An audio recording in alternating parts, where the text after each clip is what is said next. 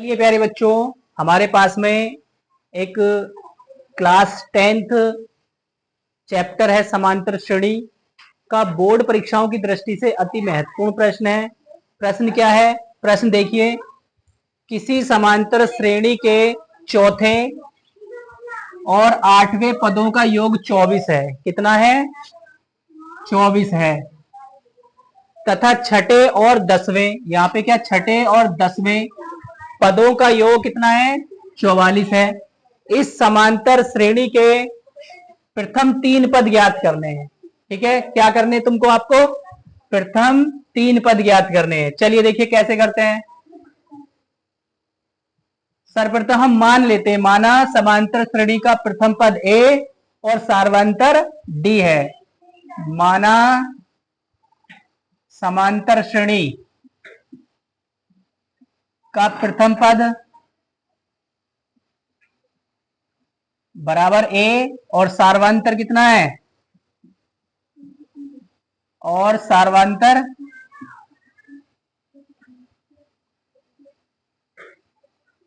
बराबर कितना है? डी।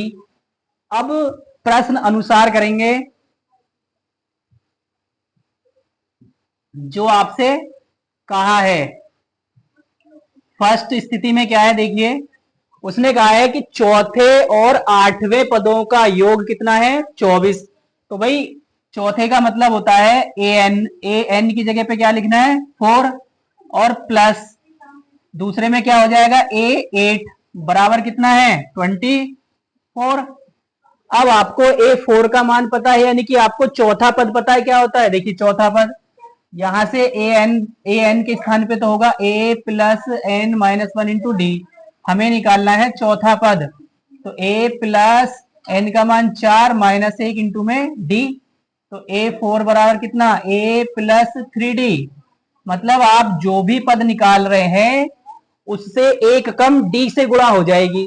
जैसे आपने चौथा पद निकाला है तो 3D होगा, अगर आप पांचवा पद निकालेंगे तो 4D होगा, अगर आप छठा पद निकालेंगे तो यहाँ कितना हो जाएगा? 5D। तो मतलब एक कम रहेगा। ठीक है, यहाँ पे कौन सा पद है? चौथा पद है, तो इसको क्या लिख सकते हैं आप? ए प्लस 3D।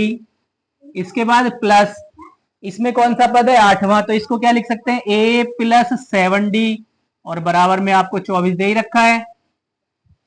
तो ये ए और ये वाला ए मिलके तो हो गया 2a। इसके बाद प्लस 3 और 7 कितने हो गए? 10d बराबर में 24।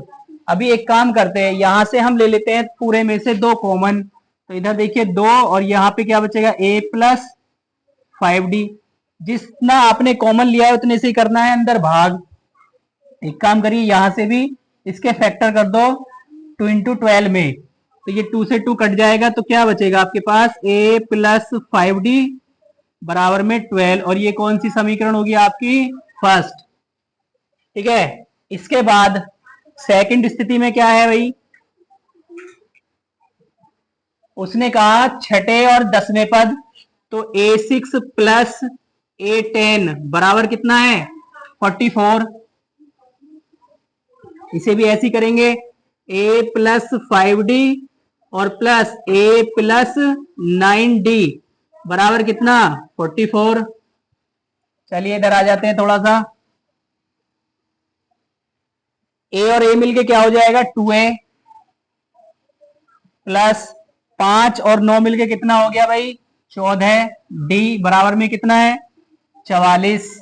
2 कॉमन लेना है, यहां बचेगा a प्लस 7d बराबर हो जाएगा, इसको तोड़ दो 2 गुणा 22 में, 2 से 2 कैंसिल। a प्लस 7d बराबर कितना? 22। ये समीकरण बना लो सेकंड। ठीक है, अब हमको चाहिए a और d के मान, तो वो कैसे निकलेंगे? समीकरण सेकंड में से फर्स्ट घटा दो माइनस समीकरण फर्स्ट, तो आपके पास a प्लस 7d बराबर में कितना है? 22। और यहां घटाना है a प्लस कितना घटाना था? 5d। a प्लस 5d बराबर में कितना है? 12। तो ये माइनस हो जाएगा। जब हम घटाते हैं तो जिसको घटा रहे हैं उसके चिन्ह बदलते हैं। अगर प्लस होता है तो माइनस कर देते हैं और माइनस होता है तो प्लस कर देते हैं। ये क्या था, प्लस माइनस कर दिया, ये भी प्लस था, इसको माइनस कर दिया, इधर भी माइनस हो जाएगा। तो ए में से ए घट के तो हो गया 0, 7 में से 5 घटाएंगे तो कितना मिलेगा 2 और डी 7, और 22 में से 12 घटाएंगे तो कितना मिलेगा 10। तो डी बराबर कितना आ गया, इधर आ गया आपका 10 और ये बटे में चला जाएगा 2, तो डी बराबर कितना हो गया 5। इसके बाद में आपको करना क्या है, ठीक है, डी का मान निकाल के समीकरण फर्स्ट में रखना है। तो चलिए थोड़ा सा इसको इधर से रफ करते हैं।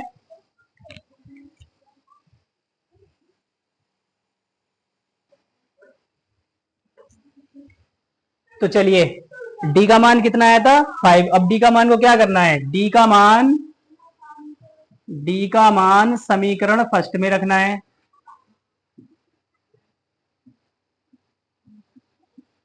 समीकरण फर्स्ट में रखने पर तो यहां पे रखिए a प्लस 5 इंटू में डी का मान कितना है भाई 5 बराबर में 12। तो a बराबर कितना, जब प्लस कर लो पहले, 25 बराबर 12 और a बराबर 12 माइनस 25, तो a बराबर कितना आ गया माइनस का 13। ठीक है, अब हमें निकालने हैं प्रथम 3 पद। तो पहला पद क्या होता है, a होता है, तो ये तो मिल गया। अब आपको निकालना है दूसरा पद, यानी कि a2 का मान निकालना है। तो a2 का मान जो होगा वो क्या होगा, a प्लस डी होगा, और a का मान कितना है -13 और d का मान कितना है 5, तो ये कितना आ जाएगा माइनस का 8। इसके बाद अब निकालना है a प्लस, यानी कि तीसरा पद निकालना है, तो ये हो जाएगा a प्लस 2d, a का मान -13 और प्लस 2 गुणा d का मान कितना था 5, तो ये हो गया -13 प्लस 10 बराबर कितना माइनस का 3। तो आपके प्रथम 3 पद कौन से आ गए, एक तो हो गया -13, दूसरा हो गया -8, तीसरा हो गया -3। तो ये आपके प्रथम 3 पद आ गए जो कि किसमें है, एपी में, यानी कि समांतर श्रेणी में। ये क्या हो गया आपके प्रश्न का करेक्ट आंसर। बोर्ड परीक्षाओं की दृष्टि से अति महत्वपूर्ण है, इसलिए वीडियो को अच्छे से देखें, 1 बार 2 बार 3 बार, और समझ में आ जाएगा प्रश्न। अगर समझ में नहीं आता है तो आप कमेंट कर सकते हैं। धन्यवाद।